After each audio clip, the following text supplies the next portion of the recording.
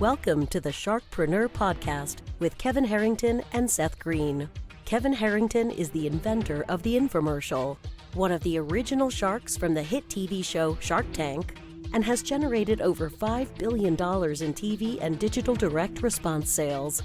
Seth Greene is the world's first trusted authority on cutting-edge direct response marketing, a best-selling author, and the only 3-time Marketer of the Year nominee. On the podcast, Kevin and Seth interview Sharkpreneurs who share straight talk on what it takes to explode your business. Why do so many businesses struggle while others seem to explode overnight? Do you wish you had the secret to this type of exponential growth? Now, I've scaled more than 20 businesses to over $100 million, and it's not just luck. In my new book with Mark Tim, Mentor to Millions, you'll learn the repeatable framework I use in all my business ventures for massive success. Order at kevinmentor.com and get over $1,000 in bonuses. Head to kevinmentor.com. Welcome to the podcast. This is your host, Seth Greene. Today I've got the good fortune to be joined by Chris Boyd. Chris is the founder and CEO of Asset Management Resources, a RIA in Massachusetts. He's also the host of Something More with Chris Boyd, the radio show on News Radio 95 WXTK. Chris, thanks so much for joining us. Thank you, Seth. It's a pleasure to be here. Glad to have the opportunity. All right, let's go back in time. How'd you get started in the financial services business? I actually started as a life insurance agent back in the day, back in 1990. Did that for 3 years and enjoyed it. And got a lot of good experience from having done that. But I also realized that wasn't the way I wanted to structure my business. And having been a captive of a couple of insurance agents, insurance companies, large insurance companies in that time, I realized I really wanted to have more independence. Left the business for a few years, worked in the independent broker-dealer world for a while, which basically gave me more of that freedom to work with clients in how I saw fit, but ultimately moved to the registered investment advisor world, which is what people now I think kind of recognize as a fiduciary platform, which allows for us to work with people in a fee-based setting where we have the opportunity to help with their financial planning and portfolio management. And I think it's a much better structure, and we've been real happy with that change over time. But it's been a progression. Sure. So what types of clients are you serving now? We work primarily with retirees, people in or near retirement. We talk about those intent on a secure retirement is one of our taglines. And it's really a good opportunity. I live on Cape Cod. Our primary office is on Cape Cod. We have another office in Dedham, which is outside of Boston, Massachusetts. And so, there's a lot of retirees in our area. People locally kind of retire to this area oftentimes. And as it turns out, my brother and before him, my father are estate planning attorneys. That helps. And so, yeah, it does help a lot. So we have naturally a similar clientele in terms of who we work with. And that's been a big help in developing our firm. Awesome. All right. So what do you feel differentiates you from the plain vanilla financial advisors, of which there are thousands in your area? Yeah, you make a good point, because as what we do, it's a commoditized offering, really, in many respects. So, there's only a few things that can really differentiate. One of those is the relationships that we have. We're a small firm, and we like that. About 180 million right now in assets under management. And that it allows us to be a little bit more personal, which is certainly important to the people we serve. But I think, the excellence is striving for excellence, of course, is an important part of it. When you say what you do something, that you do it. That the quality of the advice we give, the quality of the service we provide. One of the things we've been really working toward is just building up a team of outstanding professionals.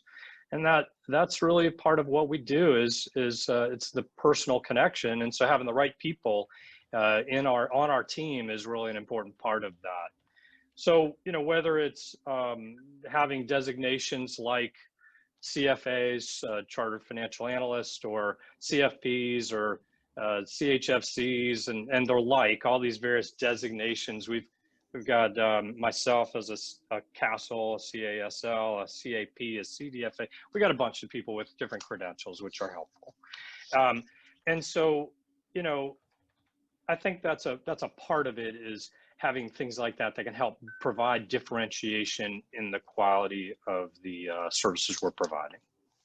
Absolutely. What are some of the ways because you obviously achieved a significant level of success, what have you found have been your primary strategies for growth and client acquisition?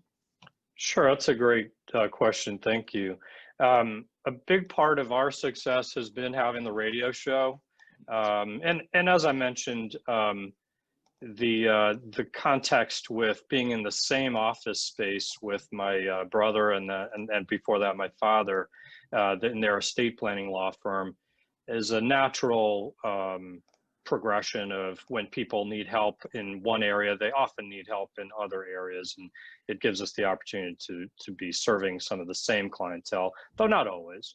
Additionally, I think the radio show has been a big driver for us over time.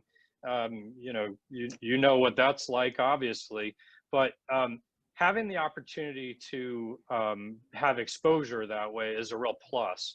It's almost a credential, like some of those designations that I was referring to, not because it actually is a credential, but it keeps you on your toes. It certainly is a perception of expertise.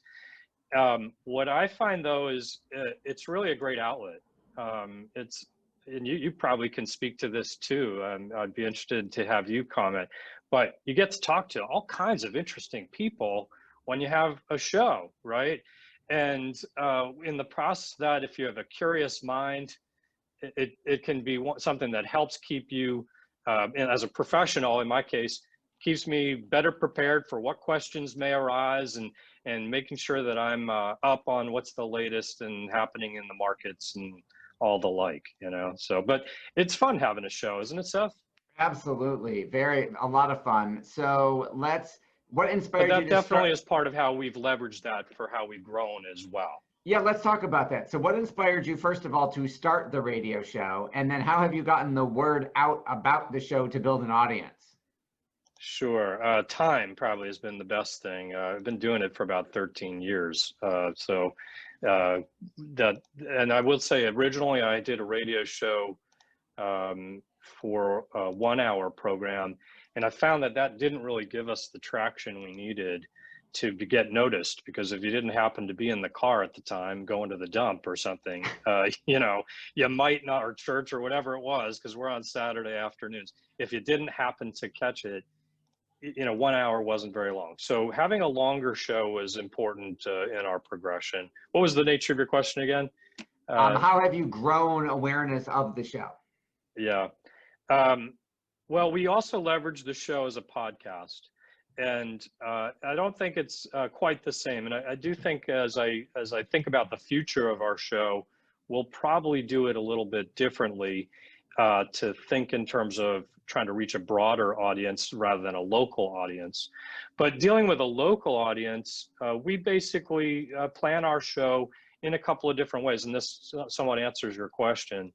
1 hour of the show generally relates to financial content, and another hour is frequently also connected to community engagement. So whether it's local business owners, local charities, the Chamber of Commerce, things like that. Certain times of the year we'll have on local nonprofits that relate to veterans, organizations, or other aspects of what are vital to the community. And that is part of how we engage the community to listen to the program a little bit more than just having a financial show that could be just self-serving. We try to make the show not a infomercial of any kind, but more something that's fun and engaging and educational and entertaining all at the same time. So but again, it's somewhat of it's an outlet for me as to what's of interest to me. So I've had all kinds of guests, national known guests, and had, things way off topic for what you'd think of as a financial show. That's why we call it Something More, because it's not only about the financial topics, but those quality of life issues that make the money matters matter, is what we often say. Absolutely. And I love that it wasn't, because I was going to ask you how you maintained engagement and stuff like that on a couple-hour show without, resorting to Gary Vaynerchuk tactics for attention.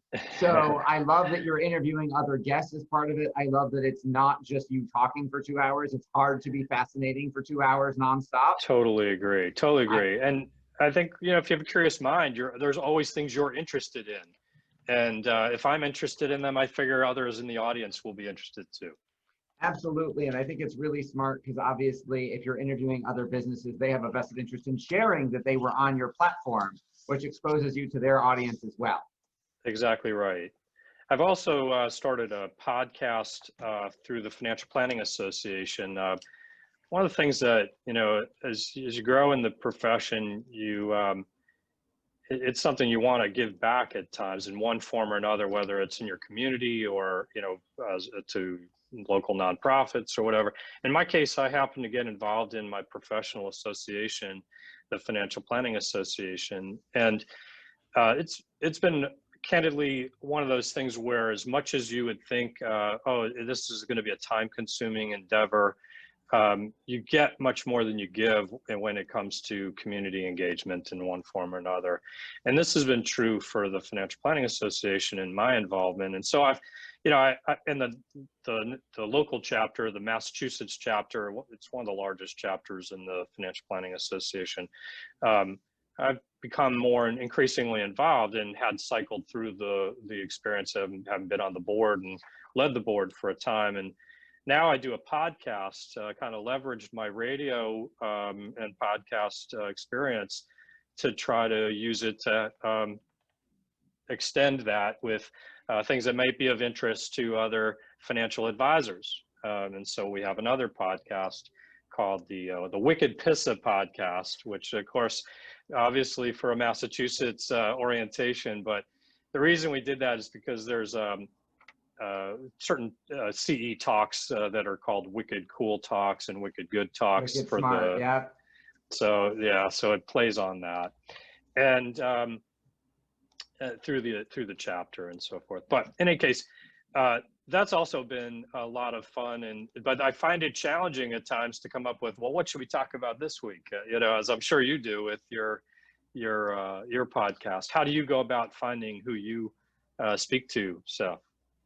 We actually are fortunate enough that we have a 2-month waiting list. Wow. So the marketing, not only to grow the show and the marketing to get more guests, has over delivered. We usually, despite the 2-month waiting list, we're airing 3 times a week. We're still behind, and we have 3 or 4 people pitch us to be on the show at least like every day. Nice. So that's a wonderful challenge to have when I say, hey, we're 2 months ahead. We got to stop doing episodes for a while. But wait, we've got all these people, awesome people who want to be on. So we may have to start airing every day just to catch up. Nice. That's a good problem to have. It is. So how have you used the radio show to promote lead generation, to drive people, other than the brand awareness, to get people into the office or into a meeting with you or into a webinar or a seminar? Yeah, I would say it's candidly, that's not our strength, truthfully. As I say, we really try to make it an informative and educational kind of programming. I think there are things we could do better by having more thought leadership demonstrated, but with available for, get your 10 tips and 7 reasons why you don't, or whatever it might be, kind of thing. But we do those kind of things, and we do promote events, obviously, when we have webinars and seminars and things of that sort. We talk about them on the program, but candidly, we don't do that as well as some. But I think it's also in part because the nature of what we're trying to do. We're trying to make it informative. We're trying to make it useful and practical. And when the timing is right, should someone have the need, We want them to be aware of our expertise. And it's simply a matter of being in the right place at the right time and letting them know that we're out here, so that when they find that they need some assistance of the types that we provide, financial planning or portfolio management, that we might have top of mind awareness, that they would consider working with us. One of the things we try to do oftentimes is talk a little bit about our processes. And, I think that's, also to your point about differentiation, that's part of what we try to, offer as how we can accomplish that. And in our firm, I don't think financial planning in and of itself is somewhat unique. We refer to our process as 360 financial planning, but it's really that notion of trying to be comprehensive in what we're looking at. And I think that's important to remind people of that process. We're having our upcoming webinar for our clients in a day or two, and one of the things we're talking about is we're bringing in a guest speaker who's talking about a legacy letter. And, that's a little point of differentiation. We all talk about the planning for the stuff and the estate planning and the financial planning and making sure that we can, have enough to meet our needs and reach our goals. And that's all important and critical. But there's also the other dimension, and this is how do you pass on your values? How do you pass on the life lessons that you want to share with your next generation? And so that's what we're focusing on for this client event. But that's a good example of thinking about 360 financial planning. It's not just about the stuff, although that's really critical. It's also about the drivers behind that. If we know the why, we can figure out the how. And that's the financial planning is the how, the portfolio management is the how, but the why is what's unique to each family. And in our case, we've been developing what we call active allocation as the methodology for our portfolio management. And we kind of talk about that with our listeners as well, and how that might be different from other firms, a point of differentiation. When we talk about that, it's not unique to think in terms of asset allocation as a means of managing risk. How many eggs go into which basket when you're trying to diversify, right? So that is not unique. But what we're trying to do is just recognize that there can be incremental value by thinking about how we position the portfolio at a given moment in time. So how we do that is not driven by momentum or some of the common ways people do this. It's simply being attentive to what's happening in the economy, and being what's happening in interest rates, what's happening with whatever the drivers that might be in the world around us, to recognize that certain sectors may benefit, or whether it's to recognize that there may be more risk because of valuation in the market, and we want to discount some of that exposure. So within parameters, we think in terms of our asset allocation methodology, and then we'll tinker with how we want to emphasize risk, how much beta relative to our target that we want to hold in a given portfolio. That all makes sense. And you've achieved an immense amount of success. You've broken the $100 million barrier. As you grow towards the $500 million mark, what do you see as your biggest challenge from where you are now to getting to the next level? Yeah, with scale comes the challenge of maintaining that intimacy that I've talked about, that, we want to very much maintain a personal experience in the way we work with people. That's going to be, I think, our biggest challenge. In the meantime, it becomes important to scale, right? And, one of the taglines I've been sharing on our podcast is the Wicked Pissa podcast, I'm an advertiser on that, so that we can try to grow through inorganic growth as well. We've been doing our organic growth with the way we've grown the practice, but I would like to look to potentially acquisition of other practices, maybe some smaller practices, that sort of thing. And so I want to keep that notion of large enough for scale, but small enough to care as an important part of that. So we're looking presently as that is one of our objectives in the near term, for opportunities to grow the team, grow the practice, and gain larger presence, maybe a broader footprint in Massachusetts and the New England area, perhaps some exposure in Florida, where a lot of our clientele tend to be snowbirds, and it would make sense to have some exposure in that area as well. So I'm actively looking in that process as well. Absolutely. What do you like best about what you do? Oh, there's so much to like about what we do.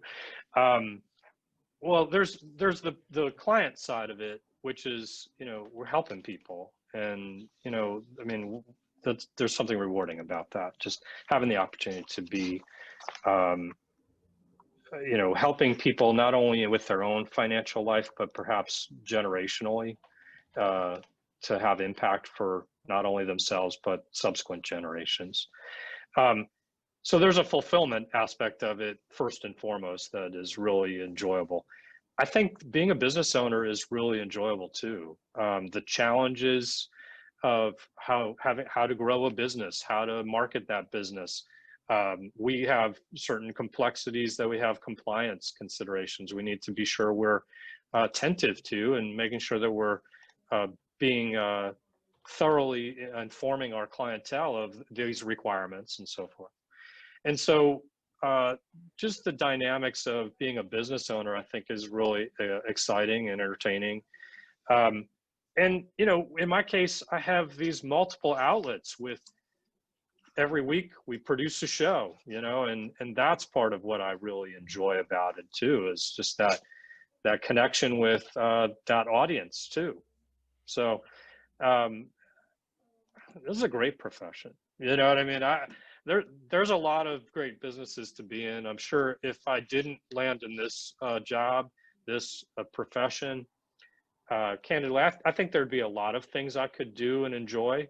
I taught for a short time and enjoyed that. Didn't see myself doing that forever, but there's a lot of things in this role that are like that, where you're really teaching people important lessons.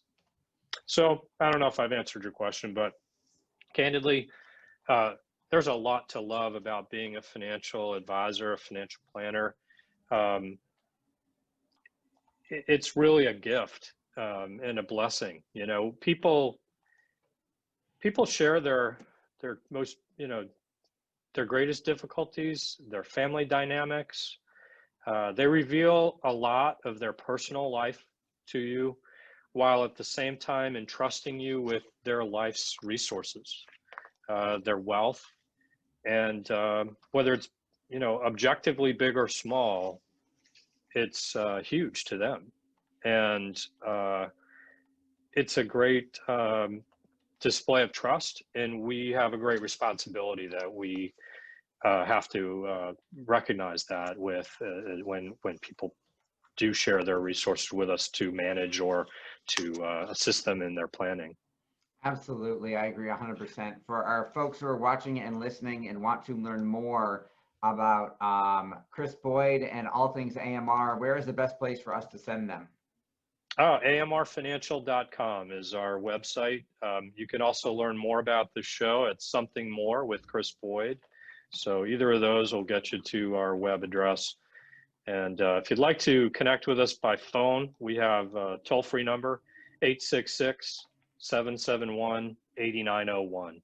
And we would love to hear from anyone who happens to hear about this, gets to see us on the podcast.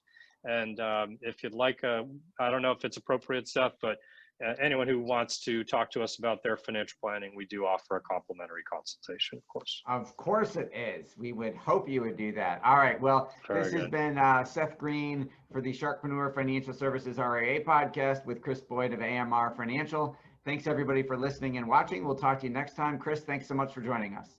Thank you, Seth. What a pleasure this has been. Thank you. Do you need money to fund your idea, product, or service? Are you ready to take your business to the next level, but need capital to get it done? Kevin Harrington has heard more than 50,000 pitches and knows how to help you make the perfect pitch to get the funding for your entrepreneurial dream. He's distilled the process down in his perfect pitch cheat sheet, and it's yours for free.